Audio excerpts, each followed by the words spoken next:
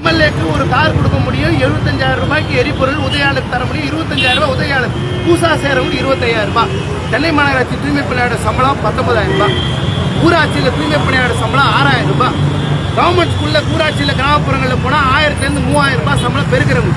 யாருக்கு இப்போ எம்எல்ஏக்கு உதவியாளர் வேணும்னு யார் இப்போ நிர்ணயம் பண்ணி யாரு கேட்கணும்? உங்கள் கட்சிக்காரங்க நீங்கள் கொடுக்கணும்னா கட்சியிலேருந்து கொடுத்துட்டு போங்க.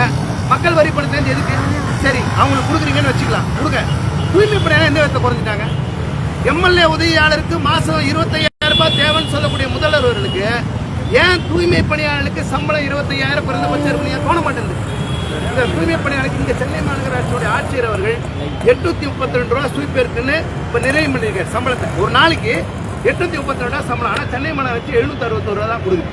அப்போது எளிய மக்கள்னா உங்களுக்கு வந்து சாதி ரீதியாக ஒடுக்கப்பட்ட மக்கள் கீழே இருக்காங்கன்னா நீங்கள் என்ன மாதிரி நினப்புலையும் வேணா பண்ணலான்ற மாதிரி இருக்கா? சட்டமன்றம் வெற்றி மன்றமாக போயிட்டு இருக்கு, கோலாரமாக மற்றதும் போயிட்டு இருக்கு. தொழிலாளர் பிரச்சனையை பற்றி யார் பேசுவா? தூய்மை பணியாளர் பிரச்சனை பற்றி யார் பேசுவா? அதுக்கு பதில் சொல்லணுன்றது எங்களோட கோரிக்கை. எங்க வந்து முதலமைச்சர் சந்திக்கணும்னு நான் கேட்குறோம், எங்கள் தங்கத்தை பார்க்கணும்னு கேட்குறோம். நீங்கள் பார்க்கலாம், தடைக்க போராட்டம் நடக்கும் இந்த சென்னை மாநகராட்சியில். நாங்கள் இங்கே நீங்கள் சட்டமன்றத்தை கூட்டிகிட்டே இருங்க. எங்கள் ஆட்கள், எங்கள் சென்னை மாநகராட்சி தொழிலாளர்கள், தூய்மை பணியாளர், உழைப்போர் மிக தடைக்க போராடிட்டே இருக்கோம். 5 பேர் 10 பேர் வச்சு கூட சங்கம் இருக்குது. இன்னைக்கு ஆரம்பித்த தாவேக்கா தொழிற்சங்கத்து சங்கம் இருக்குது. நாங்கள் 6 வருஷமாக போராடி சம்பளம்லேருந்து பல்வேறு போராட்டம் நடத்திட்டு இருக்கோம். எங்கள் சங்கத்துக்கு உள்ள அறை கிடையாது, சங்க அளவு கிடையாது, வெளியே வைக்கிறாங்க. எங்கள் உழைப்போர் மிக 3000 மேற்பட்ட உறுப்பினர் வச்சுருக்கோம். எங்களுக்கு கொடுக்க மாட்டேன். இது என்ன நவீன தீண்டாம? எங்கள் சங்கம் மேலே புதுசாக ஆரம்பித்த உறுப்பினரே இல்லைனாலும் தாவேக்கா தொழிற்சங்கத்துக்கு உள்ள சங்கம் இருக்குது. எங்களுக்கு சங்க உறுப்பு எங்களை அளவில் கொடுக்க மாட்டேன்னு கமிஷனர் உட்காந்து சொல்லிட்டு இருக்காரு. இப்போ நீங்கள் பெண்களுக்கு கழிப்பறை இல்லைங்க. முதல்ல பெண்களை பற்றி பேசுகிறாரு முதல்வர். அம்மா, தங்கச்சி, மற்றவங்களாம் மரியாதை இருக்கணும். அவங்க முதல்ல கழிப்பறை இருக்கணும். சென்னை மாநகராட்சி பெண் தூய்மை பணியாளருக்கு கழிப்பறை இருக்கணும். அந்த முதல்ல மரியாதை கொடுங்க. அந்த மரியாதை ஃபஸ்ட்டு என்னன்னு பாருங்க. மற்றதெல்லாம் பொதுவாக பேசுகிற டயலாக்ஸ் தான், சினிமா டாக்ஸ் தான் உங்கள் பக்கம் இருக்கட்டும்.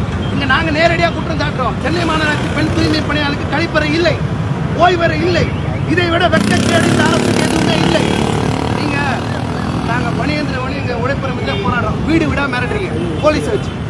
நேற்று மிரட்டிறீங்க, இன்னைக்கு காலைல போய் மிரட்டிறீங்க. நாங்கள் போராட்டம் பண்ணால் எங்கள் சங்க முன்னணியில் வீட்டில் போய் நீங்கள் யார், எந்த வார்டு, எந்த இடத்துல வேலை செய்கிறீங்க, எதுக்கு போராட்டம் பண்ணி மிரட்டிங்க. நாங்கள் வந்து அரசியலமைப்பு சட்டத்தை தூக்கி பிடிக்கூடிய அம்பேத்கர் கூட்டம், தூக்கு மேடையர்னா பகத்சிங் கூட்டம். நாங்கள் இதெல்லாம் பயப்பட மாட்டோம். நீங்கள் காவல்துறை வச்சு வீடு விடாமல் இருந்தாலும் சரி. எங்கள் சென்னை பூர்வகுடி மக்கள் சென்னை மாநகராட்சி தூய்மை பணியாளர் திருப்பி இறங்கிட்டோம். நீங்கள் சொன்ன வாக்குறுதியை நிறைவேற்றணும்.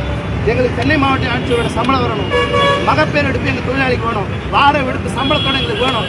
எங்களுக்கு உரிய சம்பளம் வரணும். நீங்கள் எங்களை மிரட்டி ஜெயிலில் வச்சு எதனா பண்ணலாம், இல்லை வீடு விடாமல் போய் மிரட்டலாம் செஞ்சு பாருங்கள். நாங்கள் வந்து சொல்கிறோம், ஒரு மாதம் பின்வாங்க மாட்டோம். எங்கள் உழைப்போர் மிக பின்வாங்காது.